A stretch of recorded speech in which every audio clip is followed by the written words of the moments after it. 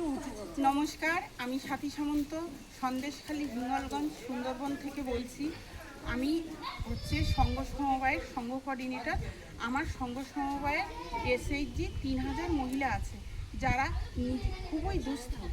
এরা নিজেদের হাতে তৈরি মোমবাতি, জুয়েলারি, বিভিন্ন জিনিস তৈরি করে, কিন্তু এরা বাজারে বিক্রি করার সুবিধা পায় না। সুবিধা না থাকায় আমরা উৎসাহ হারিয়ে ফেলেছি। এর মধ্যে আমাদের সন্দেশখালী মা শারদা সুভাষিস বাবুর সাথে পরিচয় হয় ও সুভাষিস বাবুর সহযোগিতায় দেবরঞ্জন বাবুর সাথে আমরা যোগাযোগ করতে পারি। অতঃপর বিভিন্নভাবে অনলাইনের মাধ্যমে বিভিন্ন মিটিংগুলো হয়। তারপর থেকে আমরা জানতে পারি দেবাঞ্জনবাবুর এবং সুভাষিস বাবুর মাধ্যম থেকে যে সনাতন ফাউন্ডেশনের মধ্য দিয়ে আমাদের জিনিসগুলো বিক্রি হবে। এবার সনাতন ফাউন্ডেশনের থেকে এও জানতে পারি যে আমাদের ধূপ তৈরি করার একটা